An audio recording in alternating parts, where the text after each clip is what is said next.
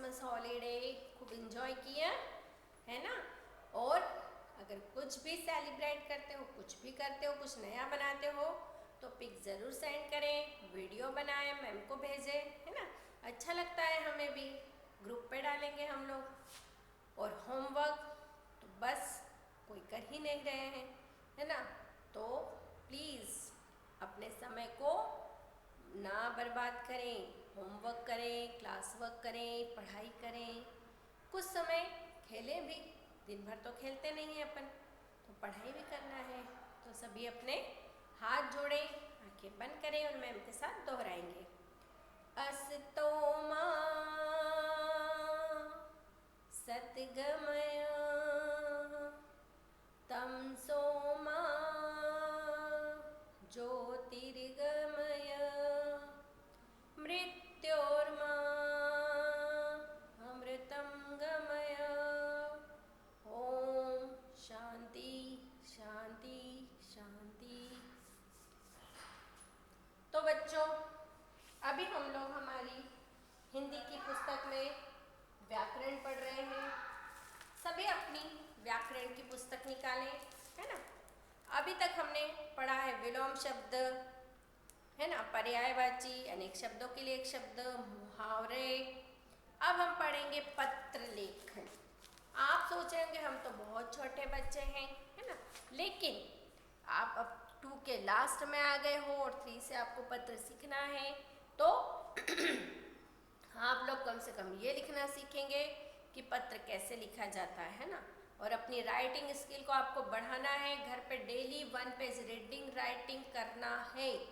Writing की notebook मैं आपसे देखने वाली हूँ, और जो सबसे अच्छी, जिसकी सबसे ज़्यादा पेजेस में राइटिंग होगी, ऐसा नहीं कि एक दिन में लिख लिया, डेली 1 पैराग्राफ लिखना है आपको।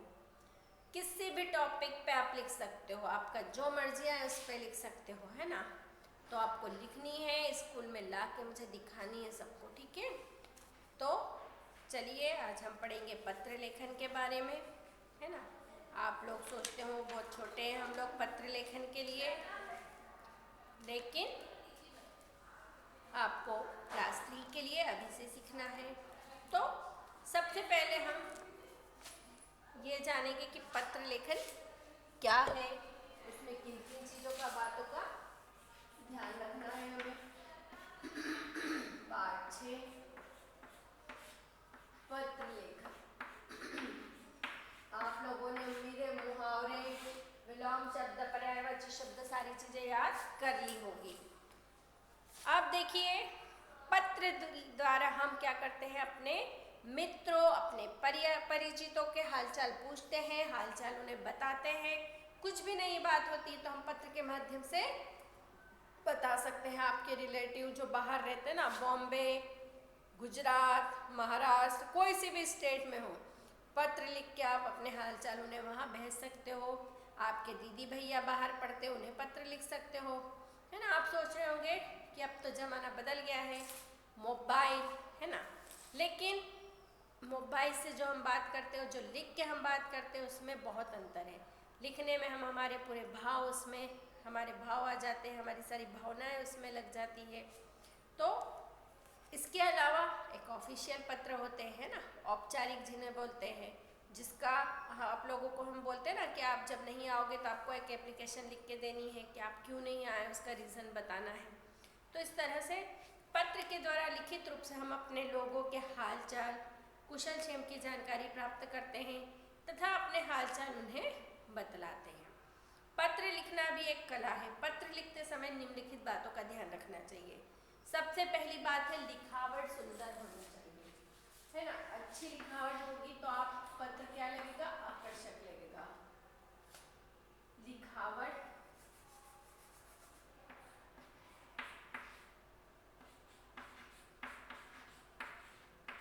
सुंदर होनी चाहिए ताकि पढ़ने वाला पत्र की राइटिंग देख के ही खुश हो जाए। अब आप लोगों को इसीलिए मैं बोलती कि अपनी लेखनी सुधारो, लेखनी सुधारो। अगर लेखनी सुंदर होगी तो भी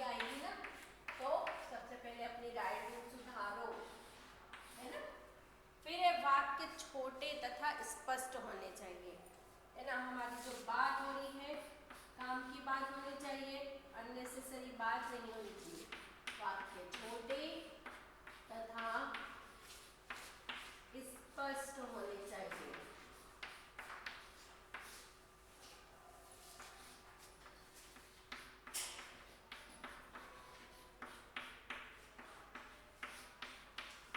नंबर 3, बार बार कही बात को दोहराना नहीं चाहिए, है ना, जिससे सामने वाला क्या होगा, चिढ़ जाएगा।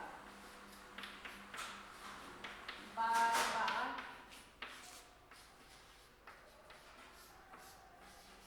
कही बात को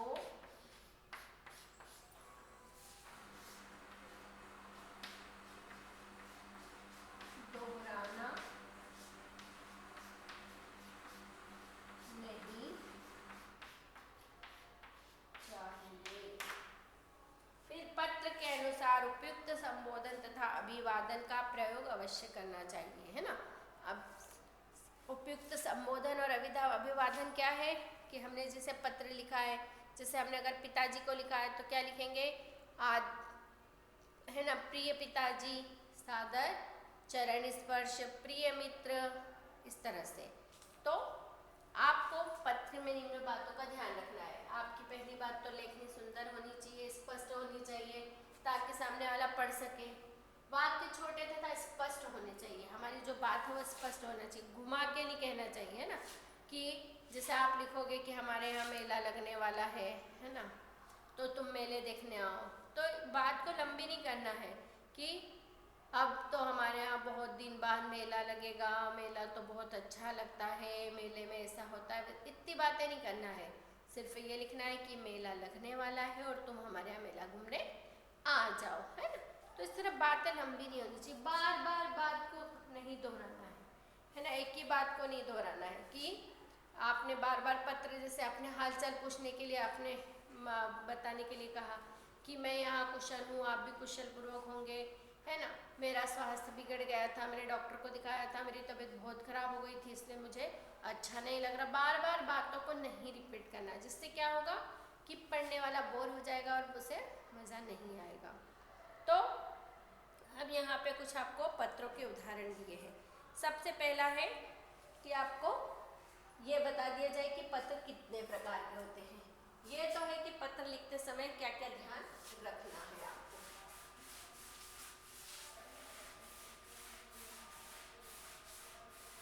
आपको नहीं समझ में आ रहा हो कोई बात नहीं, आप लोग जब क्लास 3 में आएंगे, है ना, आपके सिलेबस में, इसलिए आपको मैं समझा रही हूँ, इसकी टेंशन नहीं लेना है, पेरेंट्स भी, है ना, आपके सिलेबस में, इसलिए आपको बताया जा रहा है।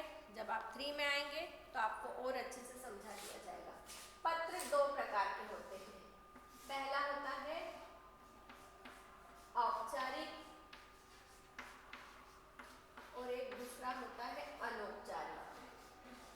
अब आप लोगों के लिए ये बहुत अलग शब्द हो रहे हैं, लेकिन आपको जब मैं समझाऊंगी तो आपको समझ में आ जाएगा। औपचारिक पत्र होते हैं ऑफिशियल पत्र, है ना। जैसे हमारी कॉलोनी में बहुत कचरा हो गया है तो हम नगर पालिका को पत्र लिखेंगे कि हमारी कॉलोनी में बहुत कचरा हो गया है, कृपया नियमित रूप से कचरा गाड़ी भेजें, और, है ना, इसी तरह से आपको ये पत्र ऑफिशियल पत्र हो गया, तो ये औपचारिक में आएगा। अनौपचारिक पत्र वो होता है जो हमारे मित्र, हमारे रिश्तेदारों को लिखते हैं, तो वो क्या होता है, अनौपचारिक पत्र होता है।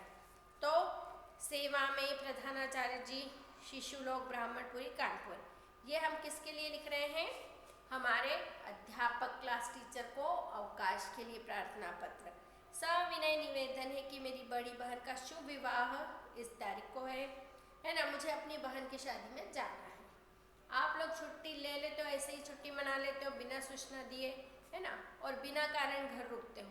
जब कारण हो तो ही रुकना चाहिए, और इस तरह से आपको प्रार्थना पत्र इस क्लास में एप्लीकेशन देख के ही छुट्टी मनाना चाहिए। तो आप मुझे इस दिनांक तक का अवकाश प्रदान करें। आपका आज्ञाकारी शिष्य शुभम शर्मा, कक्षा 2 ब, है ना। तो इस तरह से इसमें पूरा आपको फॉर्मेट दे रखा है पत्र लिखने के लिए। अब अगला उदाहरण है फीस माफ करने के लिए, है ना। क्या होता है, कुछ बच्चे, है ना, गरीब होते हैं, है ना, वो इतनी फीस नहीं दे पाते हैं, बोलते कि हम आधी आधी फीस करके करेंगे, तो इस तरह से भी एप्लीकेशन लिखी जाती है। यह आपके दोनों औपचारिक के उदाहरण हैं। प्रधानाध्यापक जी, किड्स गार्डन, रोहिणी, नई दिल्ली। महोदय, निवेदन है कि मेरे पिताजी की वार्षिक आय इतनी है जिसमें परिवार के 5 सदस्यों को कठिनाई से चल रहा है, अतः आपसे प्रार्थना है कि आप मेरा शिक्षण शुल्क माफ कर दें ताकि मैं अपनी पढ़ाई जारी रखूं, है ना। आपकी अति कृपा होगी। आपका आज्ञाकारी शिष्य निखिल गुप्ता। फिर अगला उदाहरण है जन्मदिन पर बुलाना। तो ये इस तरह से आपके उदाहरण है। ये आपको पीछे आप एग्जाम्पल भी दे रखे हैं। ये पत्र मैं आपको क्लास में करवाऊंगी, है ना। तो ये आप सभी लोग ये वाला पेज नंबर निकाल लें। प्रधानाचार्य को पुस्तक की सहायता हेतु पत्र लिखना है। मेरे ख्याल से बहुत कठिन चीज़ है ना, सेकंड क्लास के लिए। जेब खर्च भी आपको कोई ज़रूरत नहीं है अभी, जेब खर्च आपको। तो इस टॉपिक को मैं छोड़ रही हूँ, है ना। हम अगला टॉपिक कहानी लेखन करेंगे, जो कि आपके लिए बहुत अच्छा आसान चीज़ है ना। ये वाला आज आपका हम नहीं करवाएंगे, क्योंकि ये मेरे ख्याल से मैंने अभी तक पढ़ाया है, सेकंड में हमने अभी तक नहीं करा है। आपको क्लास 3 में ही करवाऊंगी, लेकिन अगर आप लोग चाहेंगे तो मैं आपको ये करवा दूंगी। अगर आपके पेरेंट्स चाहते हैं, है ना, तो आपको मैं ये करवा दूंगी। लेकिन आपके लिए ये बहुत कठिन चीज़ लग रही है मुझे तो अभी, और ऊपर से हम लोग क्लास में होते तो आपको और आसानी से मैं समझा देती। तो बच्चों, इसे आप लोग पत्र को पढ़ना लिखना सीखना, है ना, अपने पेरेंट्स की मदद से। इसे देखा जाए तो कोई चीज़ कठिन नहीं होती है ना। हम देखते हैं ना कि बहुत छोटे बच्चे बड़े बड़े रिकॉर्ड तोड़ देते, तो हम तो ये बहुत छोटी चीज़ें पत्र लिखना कर सकते हो आप लोग भी, है ना। तो कोशिश करने वालों की कभी हार नहीं होती, है ना। नन्ही चींटी दाना चुगने, है ना, पहाड़ पे चढ़ती है 100 बार फिसलती। मन का विश्वास रगों में साहस भरता, है ना। कोशिश ये हर बार नाकाम नहीं होती, कोशिश करने वालों की कभी हार नहीं होती। तो मैं आपको अगली क्लास में ये पत्र लिखना बताऊंगी, है ना। हमें जो है वो करके देखते हैं, ना होगा तो अलग बात है। तो आपको एक छोटी सी कहानी सुना देती हूँ, है ना। क्या होता है कि एक बच्चा था, है ना, वो उसका बिल्कुल पढ़ने में मन नहीं लगता था, है ना। जब भी उसकी पुस्तक सामने आती थी तो नींद आने लगती थी, है ना। अब उसकी मम्मी बहुत परेशान थी कि अगर पढ़ाई नहीं करेगा तो बड़े होके क्या करेगा ये, है ना, कैसे कुछ काम चलेगा इसका, क्योंकि बिना पढ़े अच्छी नौकरी नहीं मिलती, नौकरी नहीं मिलेगी तो अच्छी अच्छी गाड़ी बंगला कुछ नहीं मिल पाएगा आपको। तो वो बहुत परेशान रहती थी उसकी मम्मी। तो उसकी मम्मी एक उसको अपने साधु के पास लेके गई, है ना। उन्होंने कहा कि देखो ये इसका बिल्कुल पढ़ने में मन नहीं लगता। तो साधु ने उससे पूछा कि बेटा क्या प्रॉब्लम है तुम्हारी, क्या समस्या है। तो बोले मैं जब भी पुस्तक खोलता हूँ तो मुझे नींद आने लग जाती है ना, और पढ़ाई तो मेरे को बिल्कुल पसंद नहीं है। तो उसके साधु क्या करते हैं, उसे एक ताबीज़ देते हैं और बोलते हैं कि ये ताबीज़ तुम्हारे गले में बांध दूंगा, इसमें बहुत अच्छे मंत्र लिखे हैं जिनमें बहुत पावर है और जिनको तुम जो काम करोगे उसमें सफलता मिलेगी, है ना। तुम जब पढ़ने बैठोगे तो फटाफट याद हो जाएगा, तुम जब कभी दौड़ में भाग लोगे तो तुम फर्स्ट आ जाओगे, है ना। जो करोगे उसमें तुम्हें सफलता मिलेगी। बोले ऐसा पंडित जी? बोले हाँ, ये ऐसा ही ताबीज़ है। तो उसके गले में पहना देते हैं। अब वो अगले दिन जब भी पढ़ने बैठता तो उसे सब फटाफट याद हो जाता, है ना। जिस कंपटीशन में भाग लेता उसमें फर्स्ट आने लगता है, वो बहुत खुश हो जाता है। अब साल भर हो जाता है, वो बहुत अच्छे नंबरों से पास होता है, क्लास में सबसे फर्स्ट आ जाता है। उसकी मम्मी को भी आश्चर्य होता है कि पहले तो इसे देख के ही नींद आती थी, आजकल तो बहुत अच्छा पढ़ने लग गया है। तो फिर साल भर बाद वही साधु जी गांव में आते हैं। तो वो बच्चा दौड़े दौड़े जाता है और बोलता है कि आपने बहुत अच्छा मुझे ये ताबीज़ दिया था, मेरे को बहुत अच्छा लग रहा है ना, और मैं फर्स्ट आया हूँ, है ना। जो काम करता हूँ उसमें सफलता मिलती है। तो साधु जी ने कहा कि तुम्हारा तावीज़ बताओ। तो देखा उसको तो उसमें कुछ नहीं था, सिंपल एक चांदी का एक टुकड़े जैसा था। बोले देखो इसमें कोई मंत्र नहीं लिखा है, ये सिर्फ तुम्हारी इच्छा शक्ति जगाने के लिए मैंने करा था, है ना।